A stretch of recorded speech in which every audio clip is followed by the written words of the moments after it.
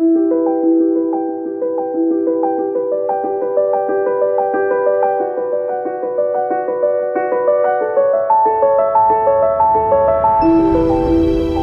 ಗೆಳೆಯರಿಗೆ ನಮಸ್ಕಾರ ಮಾಡ್ತಾ, ಗಜಾನನ ಟೀಮ್ ರಂಗನಕ್ಷತ್ರಗಳು ಮಾಲಿಕೆಯಲ್ಲಿ ಈ ನನ್ನ ಪರಿಚಯವನ್ನು ಪ್ರಚಾರ ಮಾಡ್ತಿದ್ದ ವೆಂಕಿಯವರಿಗೆ ಮೊದಲಿಗೆ ನಾನು ಆಭಾರಿಯಾಗಿದ್ದೇನೆ.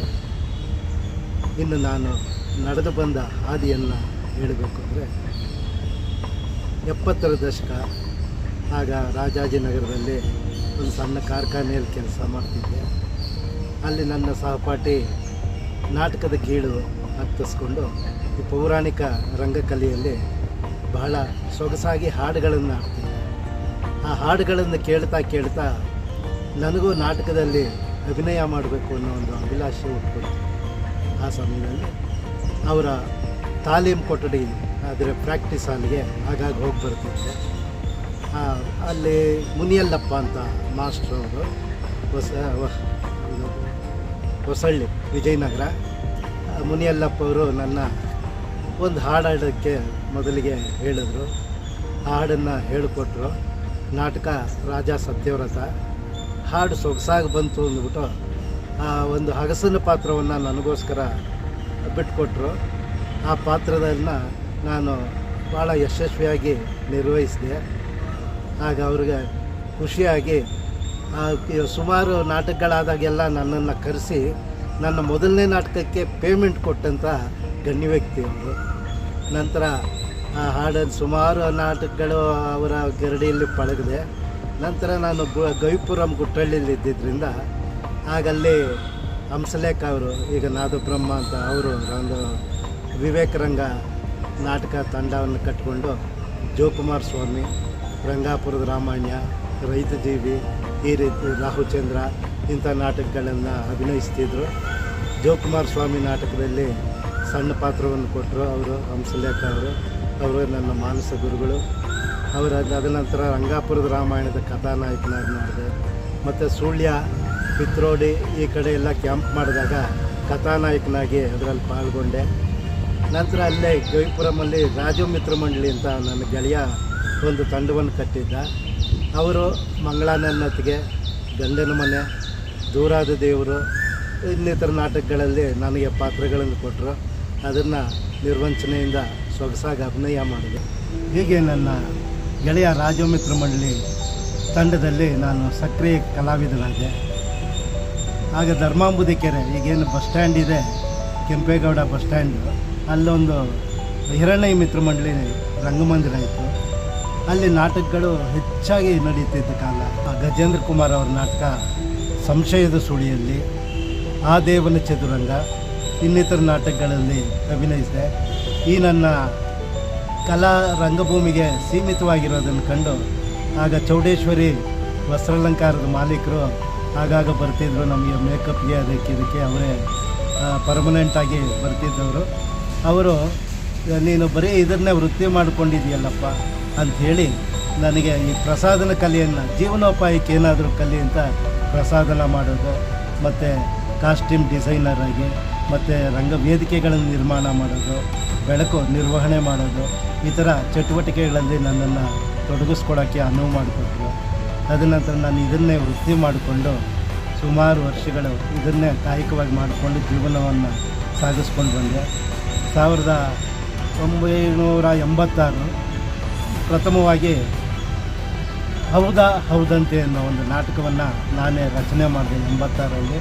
ಆ ನಾಟಕ ರವೀಂದ್ರ ಕಲಾಕ್ಷೇತ್ರದಲ್ಲಿ ಭರ್ಜರಿ ಪ್ರದರ್ಶನವಾಗಿ ಒಂದು 70 ಶೋಗಳ ತನಕ ಹೌಸ್ಫುಲ್ ಪ್ರದರ್ಶನಗಳು ಕಾಣಿತು. ಅದರಿಂದ ನಾನು ಉತ್ತೇಜಿತನಾಗಿ ಇನ್ನಷ್ಟು ನಾಟಕಗಳನ್ನು ರಚನೆ ಮಾಡಿಕೊಂಡು ಬಂದೆ. ನಂತರ ಹೌದಾ ಹೌದಂತೆ ನಾಟಕದಲ್ಲಿ ನಮ್ಮ ಚಲನಚಿತ್ರ ನಟರು, ಹಾಸ್ಯನ ಕಲಾವಿದರು ಉಮೇಶ್ ರವರು ಮುಖ್ಯ ಪಾತ್ರಗಳಲ್ಲಿ ಅಭಿನಯಿಸಿದರು. ನಂತರ ಹಿರಿಯ ನಟರಾದಂಥ ಶೃಂಗೇರಿ ರಾಮಣ್ಣವರು, ಶಿವರಾಮ್ ಮಿತ್ರ ಮಂಡಳಿ ಅವರ ಅಣ್ಣ ತಂದ ಅತ್ತಿಗೆ ನಾಟಕ, ಮತ್ತು ಶ್ರೀನಾಥ್ ಅವರ ಕಲಾತಂಡದಲ್ಲಿ ಪಾತ್ರಗಳನ್ನು ಮಾಡಿದೆ. ಹಾಸ್ಯ ಪಾತ್ರ ಮಂಗಳಾನನ್ನತಿಯಲ್ಲಿ ನಾನು ಪಾತ್ರವನ್ನು ಮಾಡಿದೆ. ಹಾಗೆ ಸುಮಾರು ನಾಟಕಗಳನ್ನು ರಚನೆ ಬೇರೆ ಮಾಡಿದೆ. ಅದು ಹೀಗೆ ನಾಟಕಗಳನ್ನು ರಚನೆ ಮಾಡೋ ಒಂದು ಹವ್ಯಾಸವನ್ನು ಬೆಳೆಸ್ಕೊಂಡೆ. ಆ ರೀತಿ ರಚನೆ ಮಾಡಿದ ನಾಟಕಗಳಲ್ಲಿ ಪೊಲೀಸ್ ಇದೊಂದು 60 ಶೋಗಳಾಗಿದೆ. ದಿವಂಗತ ಕಬಡ್ಡಿ ರಾಮಚಂದ್ರ ಮುಖ್ಯ ಪಾತ್ರವನ್ನು ಮಾಡ್ತಿದ್ರು. ಮತ್ತು ಸಣ್ಣ ಪಾತ್ರದಲ್ಲಿ ಶ್ರೀನಗರ್ ಕಿಟ್ ಈಗ ದೊಡ್ಡ ನಟರಾಗಿದ್ದಾರೆ, ಅವರು ಬಾಲನಟನಾಗಿ ಆ ನಾಟಕದಲ್ಲಿ ಪಾತ್ರವನ್ನು ಮಾಡ್ತಿದ್ರು. ಮತ್ತು ಪೊಲೀಸ್ ಆದಮೇಲೆ ಆಟೋ ಅಂತ ಯೂನಿಯನ್ಗೋಸ್ಕರ ರಚನೆ ಮಾಡಿದೆ, ಅದೊಂದು 7-8 ಶೋಗಳಾಯಿತು.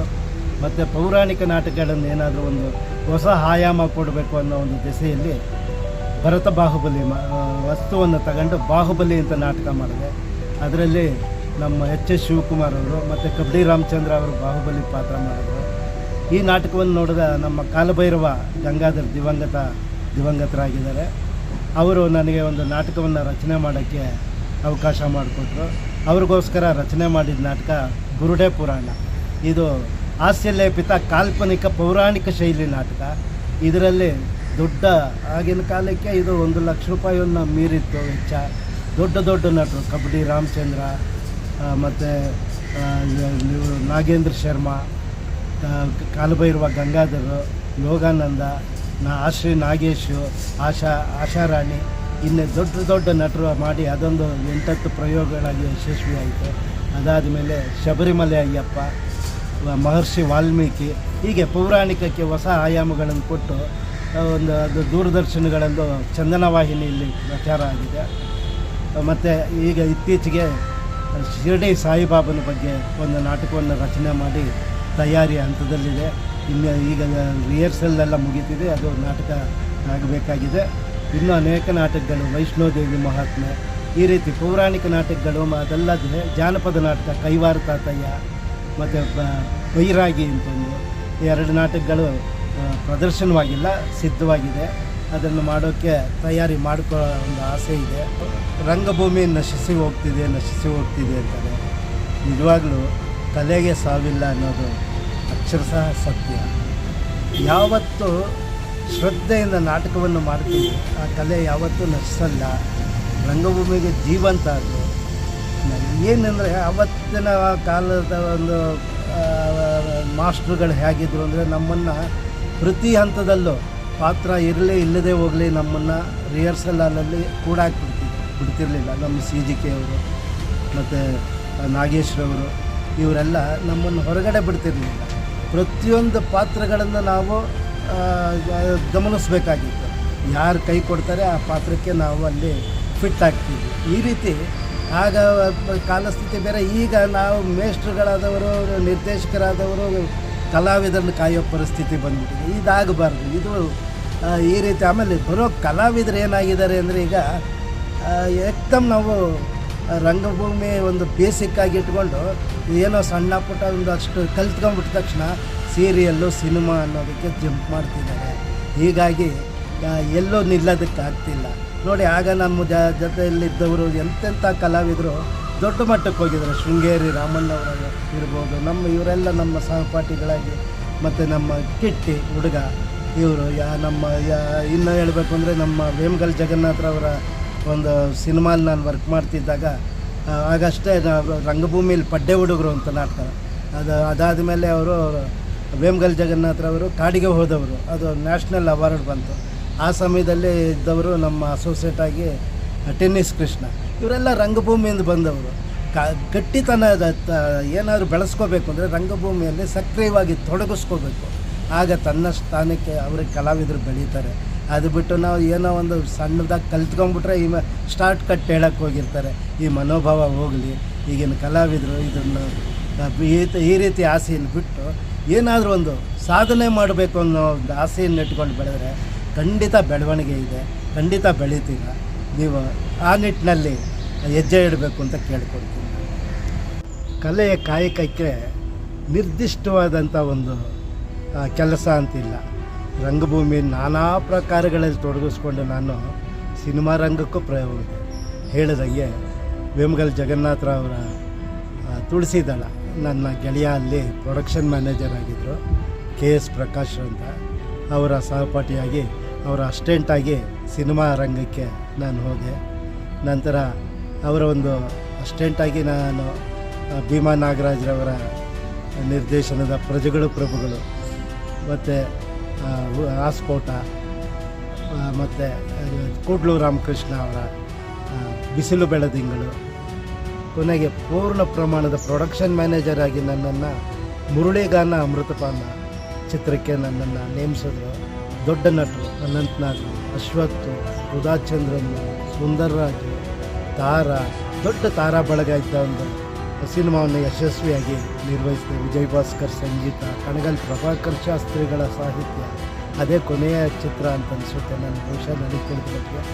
ಹೀಗೆ ಆ ಪಿಕ್ಚರ್ಗೆ ನಾನು ಪೂರ್ಣ ಪ್ರಮಾಣದ ಒಂದು ಪ್ರೊಡಕ್ಷನ್ ನಿರ್ವಹಣೆಯನ್ನು ಹೊತ್ತು ಯಶಸ್ವಿಯಾಗಿ ನಡೆಸ್ಕೊಟ್ಟು, ತದನಂತರ ನನ್ನ ಗೆಳೆಯರೆಲ್ಲ ಸೇರಿಕೊಂಡು ಚಿಕ್ಕಿ ಅನ್ನೋ ಒಂದು ಚಿತ್ರವನ್ನು ನನ್ನ ಕೈಲೇ ನಿರ್ದೇಶನ ಮಾಡಿಸಿದ್ರು. ನಿರ್ಮಾಣ ನಮ್ಮ ಗಂಗಾಧರು ಮತ್ತು ಕೃಷ್ಣೇಗೌಡ ಇವರ ಸಹಭಾಗಿತ್ವದಲ್ಲಿ ಆ ನಿರ್ಮಾಣ ಮಾಡಿದ್ವಿ. ಕಾರಣಾಂತರದಿಂದ ಸಿನಿಮಾ ಹೊರಬರಲಿಲ್ಲ. ಹಾಗಾಗಿ ಬೇಸರ ಆಗಿ ಸಿನಿಮಾ ರಂಗದಿಂದ ನಾನು ದೂರ ಆಗಿ ಇವತ್ತು ರಂಗಭೂಮಿಯಲ್ಲಿ ತೊಡಗಿಸ್ಕೊಂಡಿದ್ದೀನಿ. ಯಾವುದಾದ್ರೂ ಸರಿ ಒಂದೇ ಒಂದು ಹೆಜ್ಜೆಯನ್ನು ಕರೆಕ್ಟಾಗಿ ದಿಟ್ಟವಾಗಿಟ್ಟಾಗ ಎಲ್ಲೋ ಒಂದು ಕಡೆ ಯಶಸ್ವಿ ಕಾಣ್ತೀವಿ ಅನ್ನೋದಕ್ಕೆ ನೋಡಿ ನಾನು ಏನು ಕೇಳಿದ್ರೆ ಅಕಾಡೆಮಿ ಅವಾರ್ಡ್ ಬಂತು.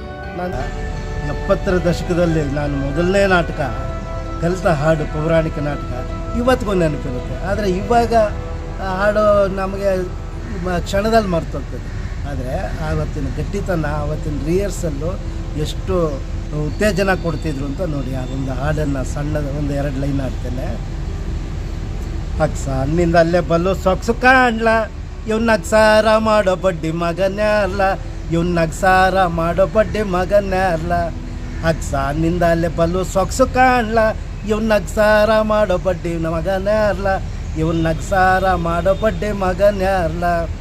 ನಿತ್ಯವು ಕತ್ತೆಗಳು ಹೊತ್ತ ಬಟ್ಟೆಯ ತಂದು, ನಿತ್ಯವು ಕತ್ತೆಗಳು ಹೊತ್ತ ಬಟ್ಟೆಯ ತಂದು ವರ್ಷಯಾಗಿ ಧರಿಸಿಕೊಳ್ಳ ಪುರುಷನೇ ಅಲ್ಲ. ಇವನ್ ನಗಸಾರ ಮಾಡೋ ಬಡ್ಡೆ ಮಗನೇ ಅಲ್ಲ. ಅಗ್ಸಾನಿಂದ ಅಲ್ಲೇ ಬಲು ಸೊಕ್ಸು ಕಾಣ್ಲ, ಇವ್ನ ನಗಸಾರ ಮಾಡೋ ಬಡ್ಡಿ ಮಗನೇ ಅಲ್ಲ, ಇವ್ನ ನಗಸಾರ ಮಾಡೋ ಬಡ್ಡೆ ಮಗನೇ ಅಲ್ಲ. ರಾಗ ಮಾಲಿಕೆಯಲ್ಲಿ ಯಾರಾದರೂ ಹೆಚ್ಚಿನ ಆಸಕ್ತಿ ಇರೋರು ನಮ್ಮ ವೆಂಕಣ್ಣನ ಸಂಪರ್ಕ ಮಾಡಿ ಈ ಒಂದು ಮಾಲಿಕೆ ಯಶಸ್ವಿಯಾಗಲಿ, ನಿಮ್ಮೆಲ್ಲರ ಆಶೀರ್ವಾದ ಇರಲಿ ಅಂಥೇಳಿ ನನ್ನ ಪರಿಚಯವನ್ನು ಮುಗಿಸ್ತಿದ್ದೀನಿ. ನಮಸ್ಕಾರ.